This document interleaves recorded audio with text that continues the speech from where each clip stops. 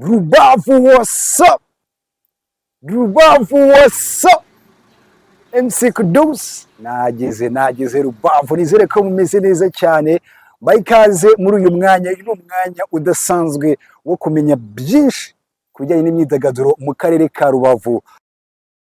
Ahangaha hari umugabo ukomeye cyane usanzwe uzwi, arubashywe n'umunyamakuru mu karere ka Rubavu witwa Big Shema.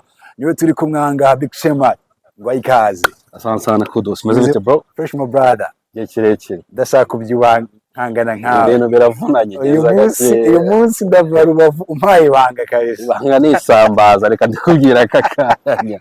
Ni ibyo mu nyanja, ibyo mu mazi. Meze bite se? I'm cool. Nanjye ndi good. Urugendo rwari rwiza, usibye ko ibiciro nyine ntabwo turabimenyera, ariko abantu baraza kubimenyera tu. Gahunda no kugendera muri basi. Ni muri basi. Ni muri basi. Ariko naho wagira ugasanga still byarazamutse ukuntu, urumva niba mbere byari biri hasi ubu bikaba byariyongeyeho amafaranga agera ku 1000 n'andi. Bro, ntabwo byoroshye. Aho biri ngombwa gukora urugendo ruri ngombwa rwateguwe, abantu byari ngombwa rwateguwe kugira ngo ngere kuri Big Shema twiganire kuri entertainment ya Rubavu. Sure. Big Shema ni umunyamakuru kuri radio Rubavu, abantu benshi baramuzi, akora ibiganiro by'imyidagaduro. Reka duhera aho ngaho. Big Shema, mu myidagaduro hano Rubavu ishusho hari niye? Rubavu ni wabo y'ibirori. Rubavu ni ahantu abantu batajya basinzira, ariko watari kuvuga ngo uko babuze ibitotsi. Ibikorwa biba hari byinshi, anytime, haba muri sports, haba muri showbiz entertainment, haba muri gospel, ibintu byose biba biri tayari. Usanga hahora move ishusho ngari rero ya Rubavu, by'umwihariko nk'iki geno turi kwinjiramo cya sama, uriko n'abantu batangiye guhumurirwa na sama mukungu.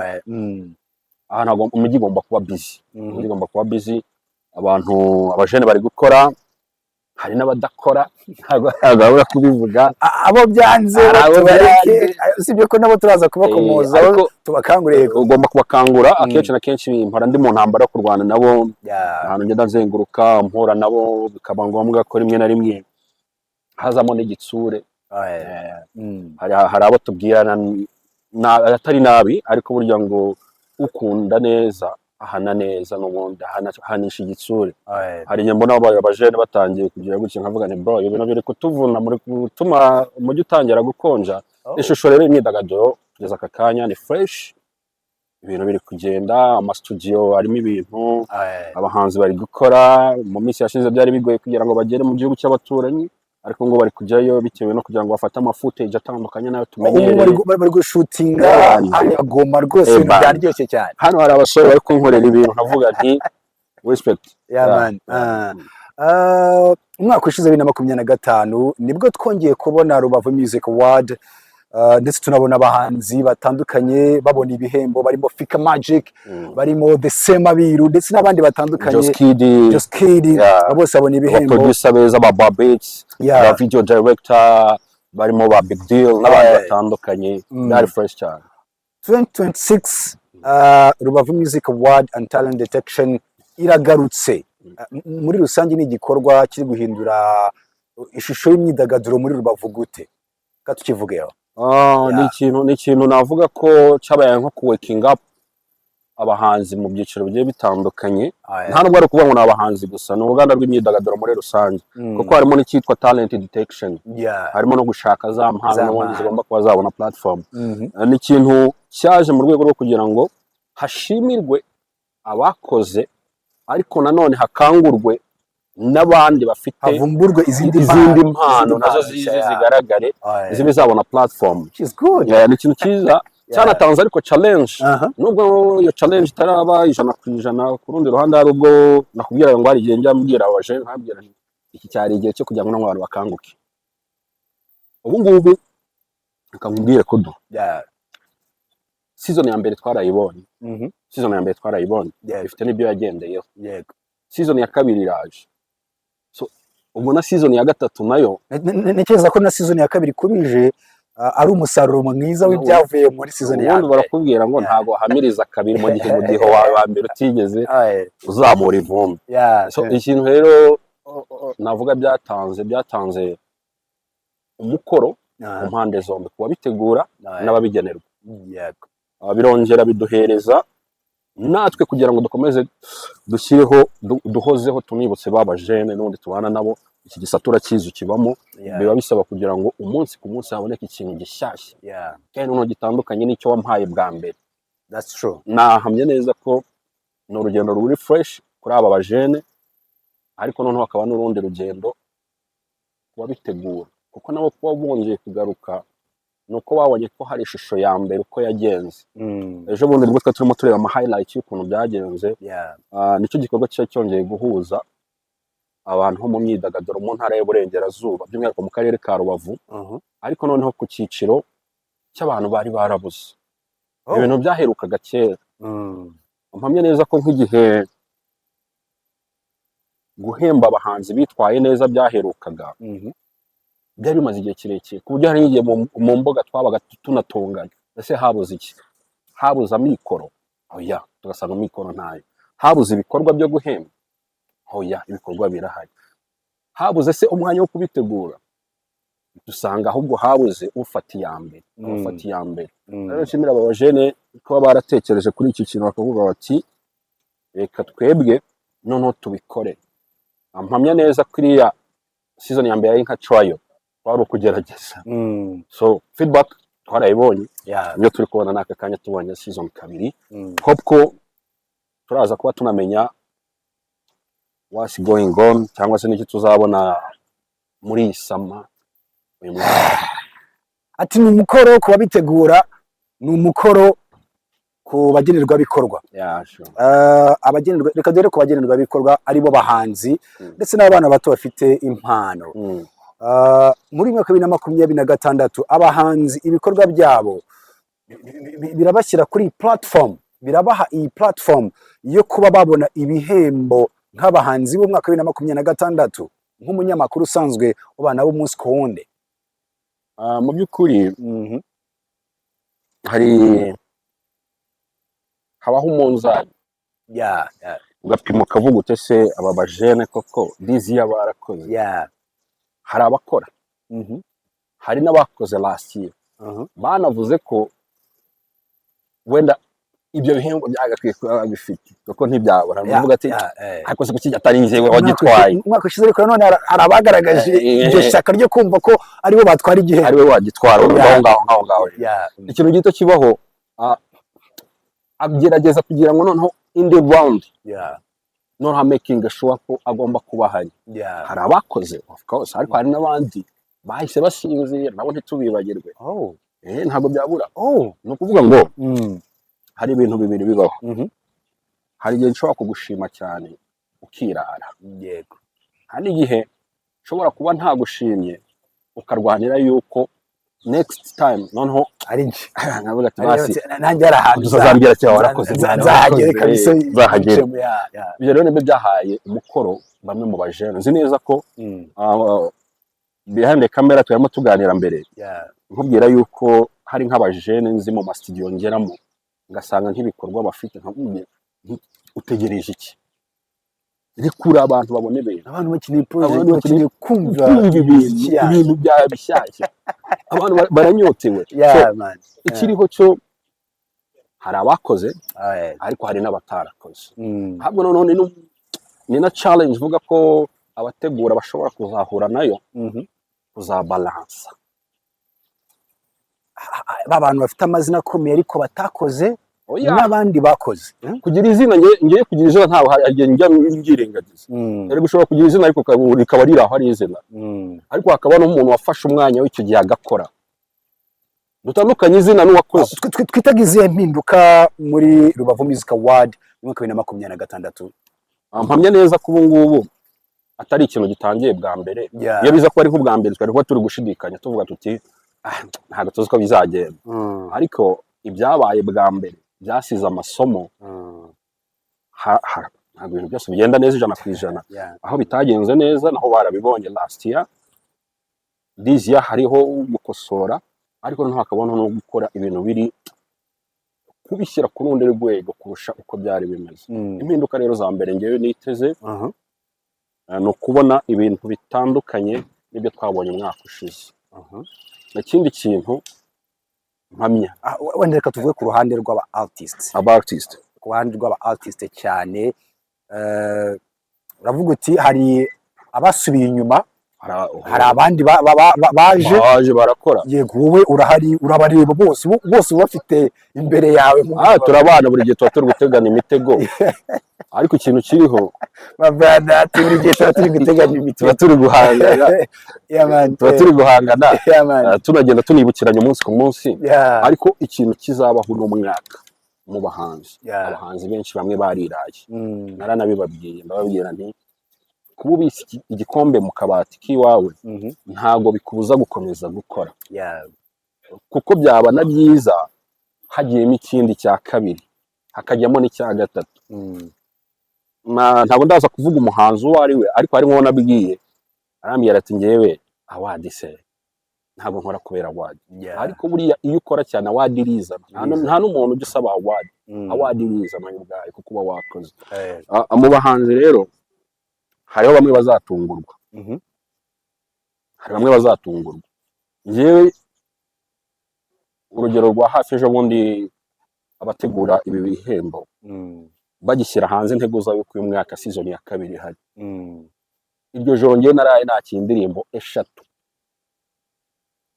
so sinzi niba aribwo bahise bazaploading ariko nabonaga ndi mu bantu ba mbere bazirebye kubera iki niba umuntu yahise avuga bagiye gutanga ibihembo ari nabyo mboneraho kubwira abahanzi mwebwe bahanzi mu bintu mugomba kwirinda ntukazajya ukorera kuri pressure y'igihembo ukora neza igihembo kizizana kandi bizanagufasha ntago gushimirwa twebwe tubyirukankira ariko birizana mu gihe tubikorera kandi kuba umuntu aguhereza ibyo bintu si intambara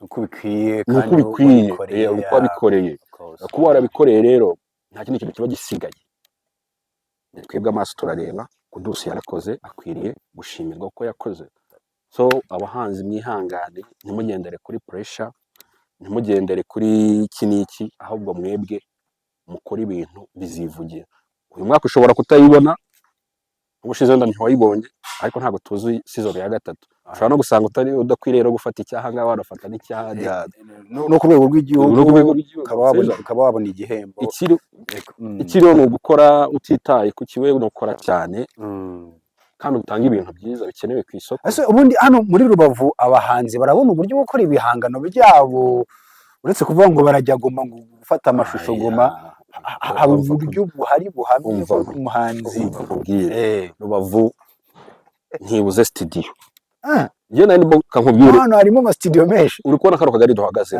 aka kagari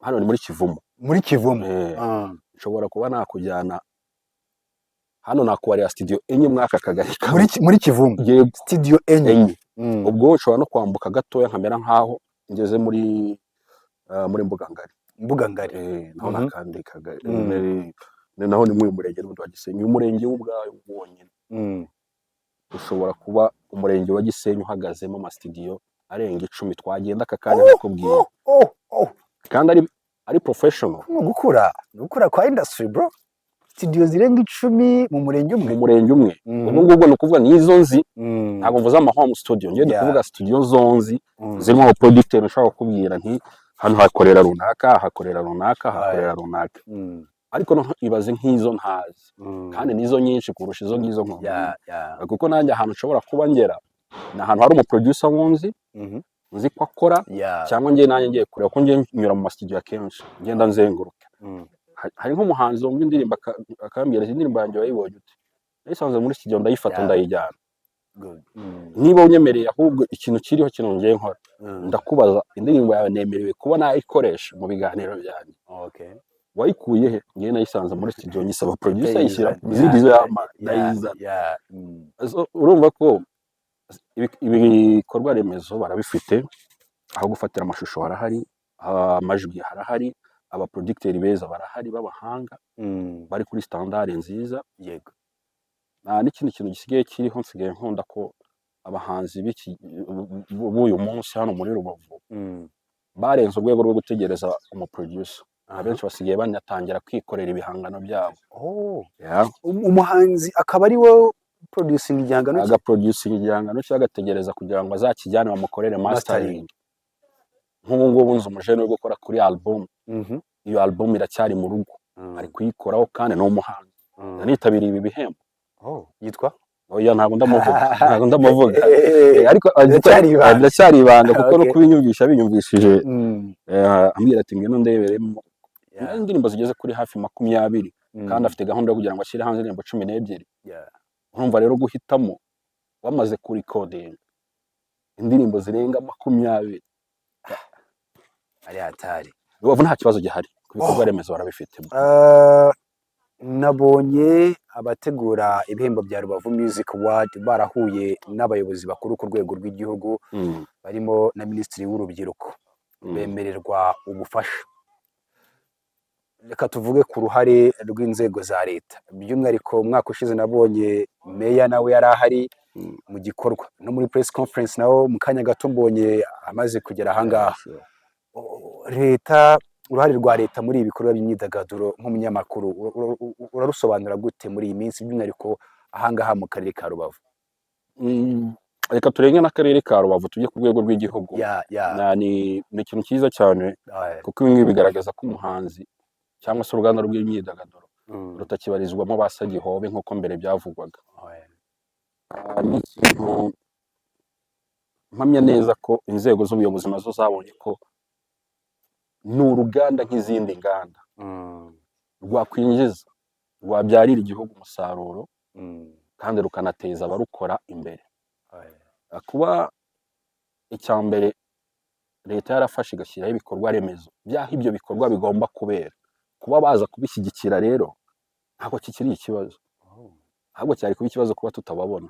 Mbere wasangaga nk'ibikorwa biteguwe ukaba utabonamo inzego z'ubuyobozi, ukaba utabonamo minisita, meya, gitifu w'umurenge byabereyemo, yewe n'uw'akagari akaba atahagera. Ni ibintu byo kwishimira cyane. Ni ibintu byo kwishimira, ni ibintu umuntu ashimira. Salute ku nzego z'ubuyobozi kuba baratekereje ko urubyiruko rufite imari, ni imari iriya ni zahabu. Ibindi bihugu tubizi ko byagiye bitera imbere kubera umuco wabo bafashe bakawushyira ahagaragara bakanawucuruza. Aka kanya isi yose iri kumva amapiyano yaje from nowhere, abantu batazi ngo bizagenda gute, ariko ubu amapiyano yabaye amapiyano. South Africa barabona akazi mu Rwanda, usko Kijeri Tubare usanga abanya South Africa ari bo bafite akazi benshi cyane. Umuntu nta ndirimbo yakoze sibyo, ariko kuba ari umudije mwiza gucuranga amapiyano, araza ebane flight ye imeze neza, cash ye sheka agahaguruka South, amafaranga yuzuye. Afrobeat nuko Afrobeat aka kanya turi kubona aho imaze kugera. Dancehall twabonye ukuntu za Jamaica abantu babaye interested na za reggae, Bob Marley bagiye babigiramo uruhare n'abandi batandukanye. Ni nayo mpamvu rero n'u Rwanda nk'igihugu cyifuza kugira ngo urubyiruko rwiteze imbere, ariko n'igihugu kimenyekane binyuze ntibibe gusa mu bukerarugendo, ariko n'uruganda ndangamuco narwo rube rwagera kure, kandi ibyo bintu biriho ni ibintu byiza cyane. Ejo cyangwa ejo bundi mpamya ko nta myaka 5 nta myaka 10 dufite ibintu bitarahinduka. Shema reka ngushimire, ibyo kuvuga byo bari byinshi cyane, wowe wamvugisha byinshi cyane, kavuga byinshi bari nyinshi, ariko nekereza ko nibi birabaye. Thank you so much. Gusa ariko mbere yuko nkurekura, hari icyo wifuza kongeraho ku byo twavuze byose, na message wifuza gutanga by'umwihariko nk'umunyamakuru wa entertainment mu ntara y'Iburengerazuba? Ikintu ngiye kubwira bagenzi banjye, ibi bintu mureke tubikore tubyikorera, ntabwo ari ibintu byo kuvuga ngo ntibyo gukora aka kanya kubera ko utegereje igihembo. Aka kanya hari abantu bagihemberwa ibikorwa byabo kandi batakiri kuri ino si. Gukora ibintu byawe neza, byubake. Ikiza ntabwo kijya gisaza, nta n'ahantu kijya, kandi ntugakorere igihembo cy'aka kanya. Kora ikintu uzi neza ko next year cyangwa se na nyuma y'uko uzaba uri muri ubu buzima tuzajya tukibuka.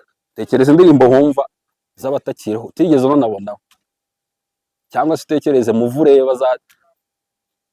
zakinwe kera cyane ariko kuko n'ubundi zakinwe neza ntabwo mbibwira abahanzi gusa ndabibwira aho gukora teatre aho kina filime weho ubyina bikore neza gira ikintu umwihariko wawe uzahora ari wa wundi wawe kuburyo nzajya mvuga ati ibi ni ibikudusi. Listen, kora ibyo ukwiye gukora mu gihe gikwiye hanyuma umusaruro uzaza.